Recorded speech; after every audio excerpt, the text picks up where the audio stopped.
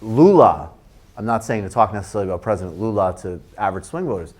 That guy, but that being said, no, but honestly, you know what's funny is that I know people through covering him, a former president of Brazil and political prisoner, guys come up to me at live shows who are like, I mean, look, they're into my show, so they're into politics, but they're definitely not part of any type of college, academic, whatever.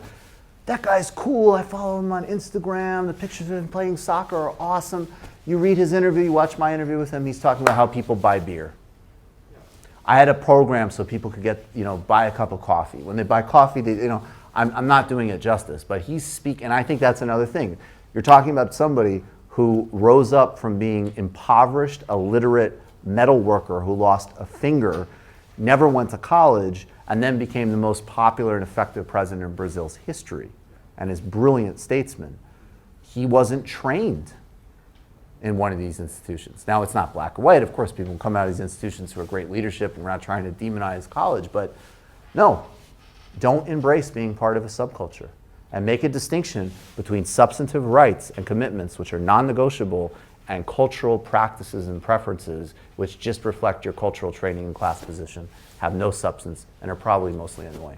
Since you mentioned Lula, so just so everyone knows, because I know not everyone studies Latin America, like Lula, as Michael said, was the president from 2002 to 2010, Brazil. As you said, widely considered one of the best, if not the best, most effective presidents in Brazil's history. But I was just curious to get your thoughts on the left swept to power in Latin America from the late 1990s through the first decade of the 2000s.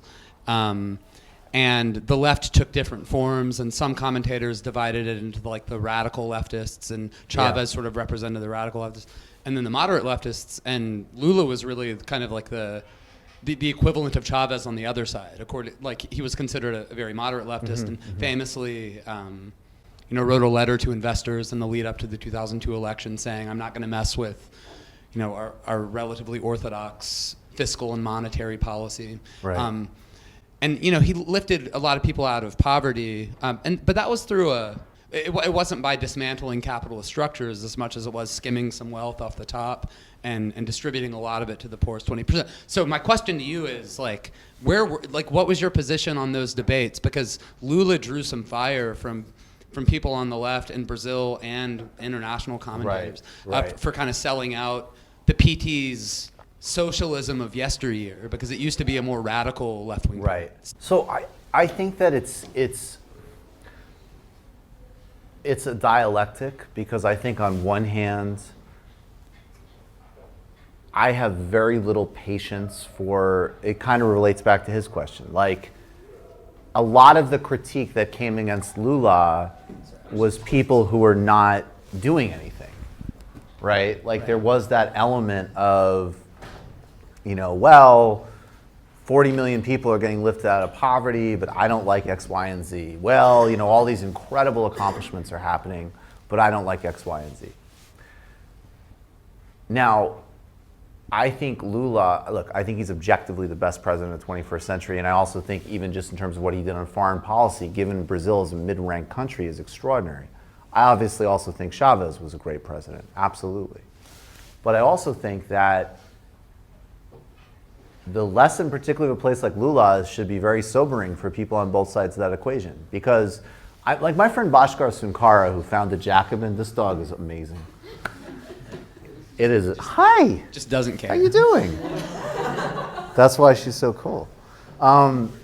He said, he became a Marxist because of his conservative, he's like, by temperament, I wish that a social democratic model would work. But the way capitalism works, it never seems to be durable.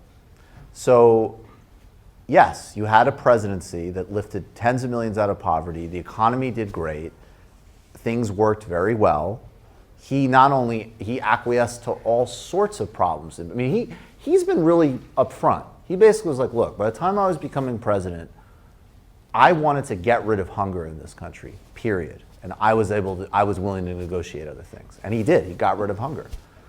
So when you look at it, and you see the success, and you see the model that was created, and the fact that there was still this backlash from the U.S. foreign policy because they wouldn't privatize Petrobras, and which is their state oil company, and you look at the wealthy in Brazil, who clearly, as Lula said to me in the interview, he said, poor people could fly when I became president. And you would hear people in Rio de Janeiro go, the airports look like bus stations. That level of social entitlement and resentment, as well as the fact that I don't know if that model, as again, the capitalist pie shrinks, is replicatable. Lula himself says, and we were talking about Uber, he's like, yeah, it's a different set of challenges. I would be a more radical president today.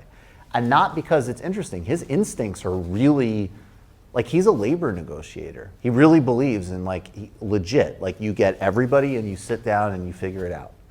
Like he said it, he's like, my politics are more like German labor, whatever. But it doesn't work.